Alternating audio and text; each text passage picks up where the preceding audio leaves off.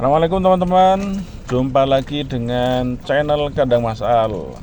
Kali ini channel Kandang Mas Al akan berbagi informasi mengenai kenapa indukan entok kita bertelurnya itu tidak teratur atau bahkan tidak bertelur sama sekali teman-teman.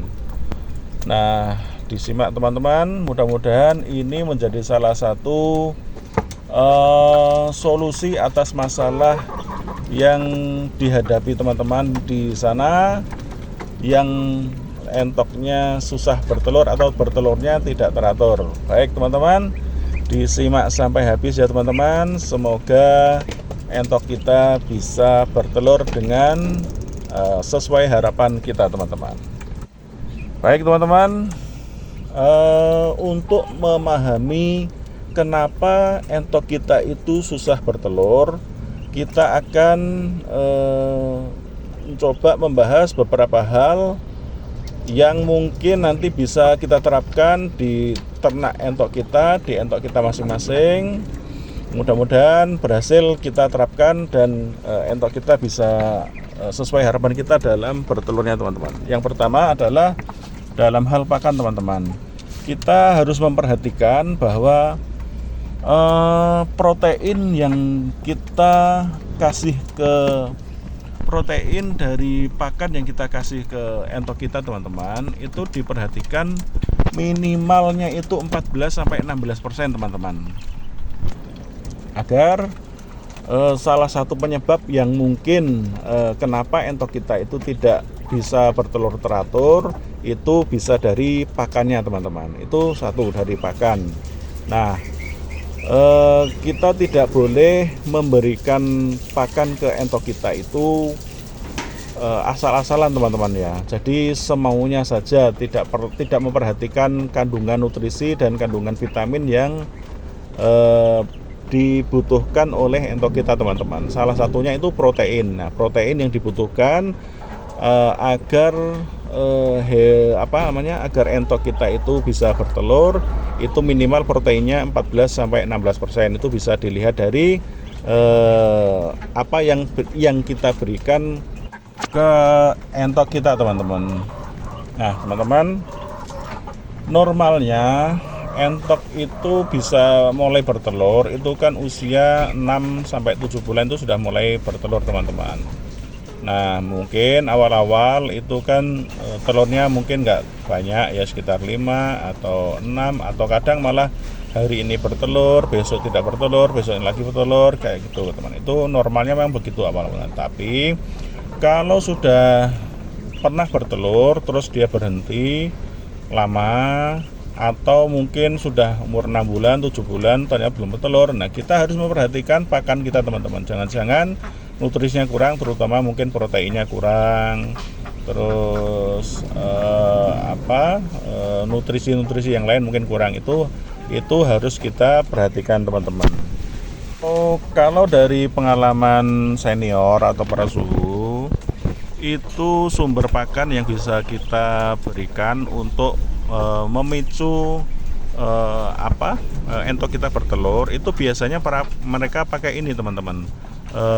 Kalau dari pakan alternatif dari alam itu biasanya didapat dari keong itu teman-teman. Nah keong itu sangat bagus untuk merangsang induk entok untuk bertelur teman-teman. Selain keong juga bisa dikasih, kalau dari pabrikan mungkin dari tepung ikan itu sangat-sangat bagus teman-teman. Jadi proteinnya tinggi, kemudian kandungan nutrisinya juga sangat bagus. Itu bisa dipakai untuk merangsang induk entok kita bertelur teman-teman. Selain itu teman-teman, kita juga harus memperhatikan faktor kandang dan lingkungan teman-teman. Jadi kita harus pastikan kandang entok itu memberikan lingkungan yang nyaman dan tenang. Karena apa? Suara yang bising itu bisa menyebabkan entok itu tidak nyaman. Tidak nyaman itu akhirnya membuat dia tidak mau bertelur teman-teman. Kadang hal itu juga bisa membuat entok kita itu stres. yang pada gilirannya juga akan berpengaruh pada reproduksinya teman-teman. Kita harus pilih lokasi kandang yang sepi dan tenang teman-teman. Itu faktor selain yang pakan yang saya sebutkan tadi ya. Nah, faktor lain kemungkinan itu kita bisa lihat pada faktor cuaca atau musim teman-teman. Faktor cuaca ekstrim seperti perubahan suhu yang sangat drastis, habis panas banget tiba-tiba hujan terus, itu bisa mempengaruhi juga teman-teman.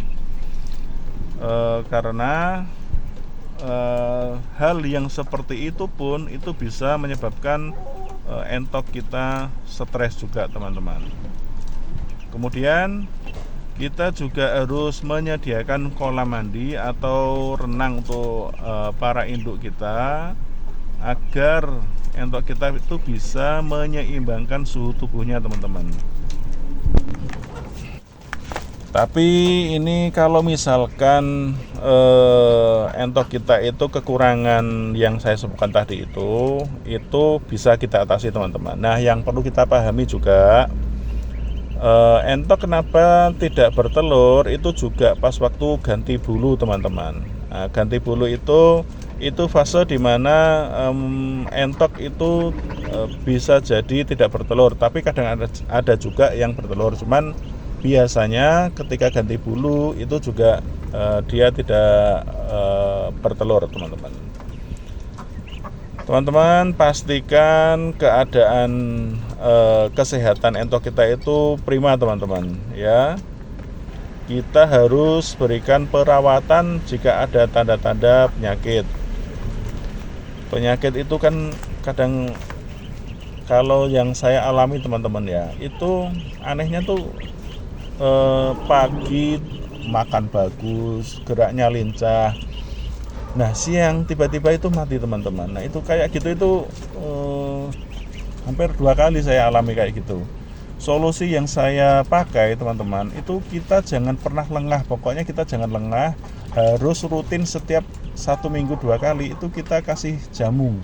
Nah, jamu yang saya berikan itu ya jamu yang dari dapur itu teman-teman, mulai dari kunyit, jahe, kencur, serai, sama gula merah. Itu harus rutin 1 minggu 2 kali teman-teman. Kemudian sesekali juga dikasih bawang putih teman-teman. Jadi bawang putih juga dicampur di pakannya, itu mudah-mudahan bisa menjaga kekebalan tubuh atau kesehatan entok kita tetap sehat, tetap nafsu makannya tinggi teman-teman.